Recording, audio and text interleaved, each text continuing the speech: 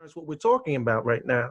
Is we're talking about when election results are all in, everything is calculated and tabulated. Um, what is the difference in the life of you and your community, and how do you and if how do you reclaim that? Dow was expounding on that. As you know, we asked another question pertaining to activism. And now you can continue your conversation. What's the different level? What's your different level of activism underneath Trump versus any other president? So, yeah, so the idea of my level of activism or community engagement didn't change whether, no matter what a president was, Obama or anybody else.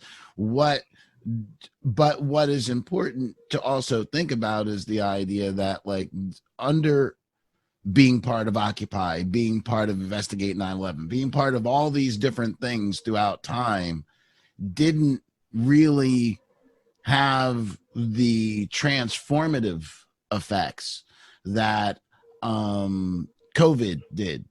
And so there's a lot of things that shook a lot of things loose for whatever reason. But what the where we find ourselves is the idea that we have cities that people that were going to move out, like the suburban people decided they wanted to leave anyway, and they're moving out of the city in pretty sizable numbers.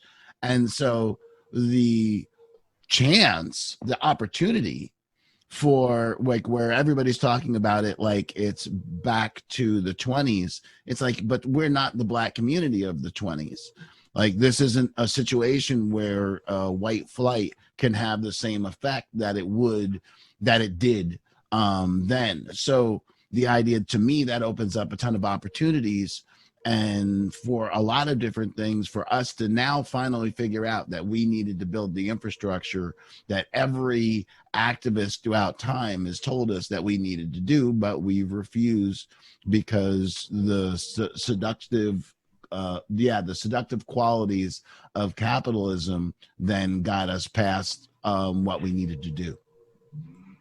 Brother Terrence, when you being a entrepreneur yourself, a businessman at this particular point in time of your life, what do you think about the opportunities that are out there during this COVID-19 experience? And does it matter who is in the presidential office as to what our economic and philosophy should be?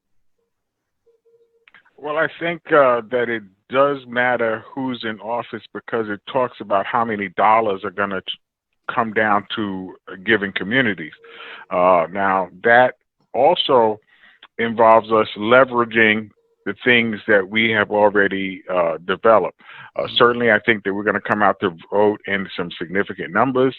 Unfortunately, some people think that's the end of the story, the end of the road. Mm-hmm. And really, that is only the first step. That's getting in the car and putting on your seatbelt. But if you want to get to your destination, there's a lot more things that are necessary. One of the things that I see that is disheartening is that we don't, number one, maintain access with our electeds once they're in power.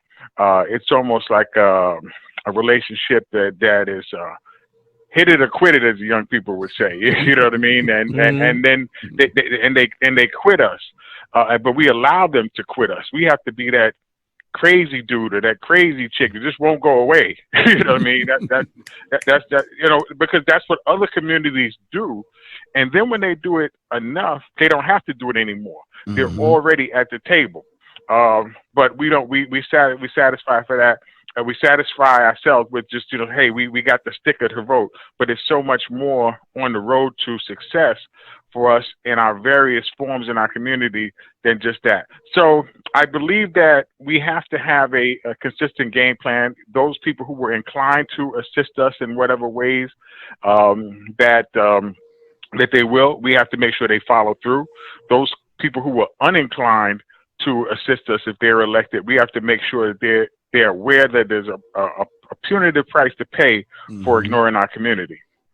Well, let me ask this question: Is political influence only influenced by the vote, or is influenced by your spending?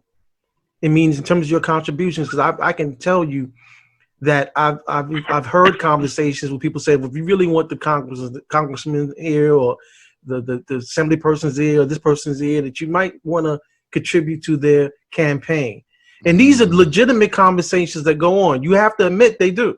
100%. Because people they have a donors list, and are you willing to host a party for his reelection or her reelection and stuff? So these are conversations that we need to really be honest about within our communities and stuff, because there are certain groups within communities that do these things, and they always had access.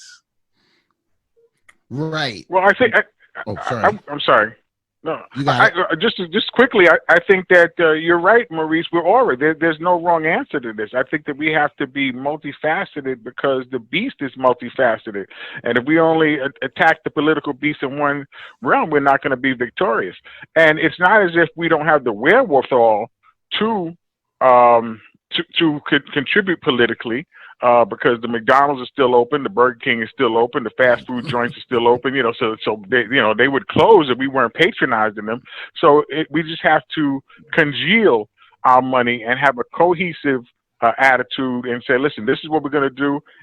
Hey, let's face it, man. It is in many instances a quid pro quo.